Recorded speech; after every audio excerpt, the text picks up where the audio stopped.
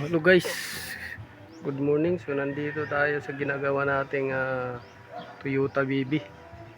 So ito, so malapit na matapos. Ayan oh, malapit na. So nakabit na natin yung auxiliary fan. So yung wiring na lang ang double check natin. Ayan. So kasunod niyan ito, magpipintura tayo. Ayan, pipintura tayo ng sasakyan na yan. Dahil nalihan na natin ng manipis 800.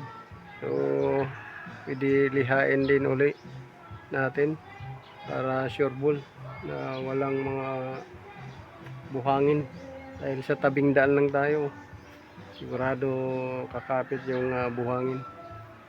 So yun.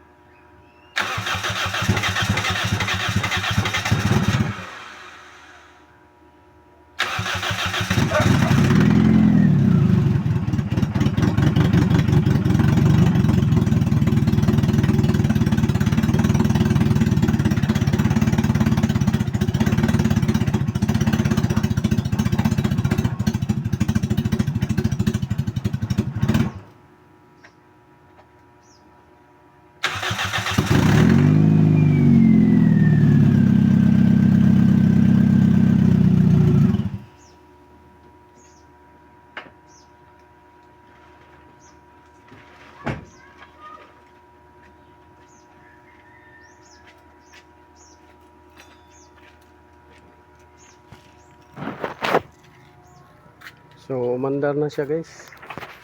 So yung tambutso kasi niyan, hindi natin muna kinabit para lumabas yung mga dumi. Umandar. So umandar na siya guys. Ngayon ay kakabit natin yung tambutso doon sa likod. Yan. Hindi kasi yan na ikabit para para lumabas yung dumi niya.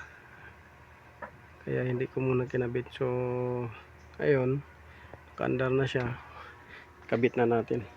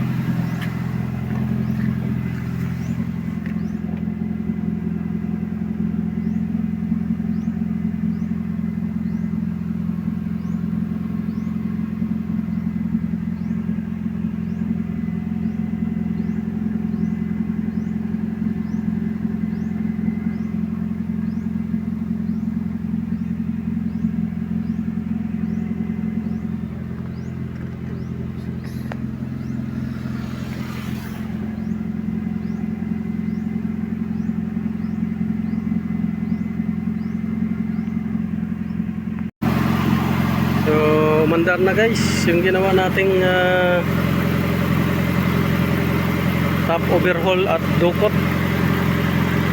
So sana magtuloy-tuloy siya na ganyan lang, maganda yung andar. So mayroon tayo ditong issue sa water pump, may maliit na lumalabas na leaking. So tatanggalin natin uli yung pulley. Tatry natin na higpitan dahil problema kasi nito, yung pump niya lumang luma na, kinain na ng kalawang. Pero pandarin lang muna natin ngayon dahil nagpa-flashing tayo. So katapos nitong oil, i-drain natin yan oil. Pagkatapos na naman sasalina natin.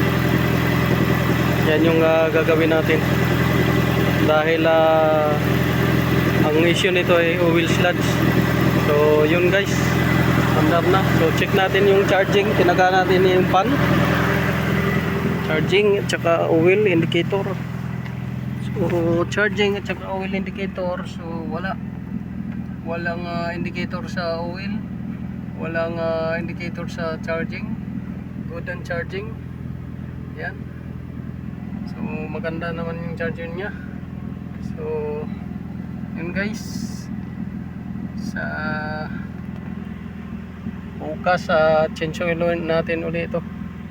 So yun, comment na lang kung may tatanong kayo. This is Autobison BNGK BK R6 EGP. Okay. Dili kon it John, B amo. BKR BKR6 R6 ra ini siya pero taba na R6 EGP. Ja may R.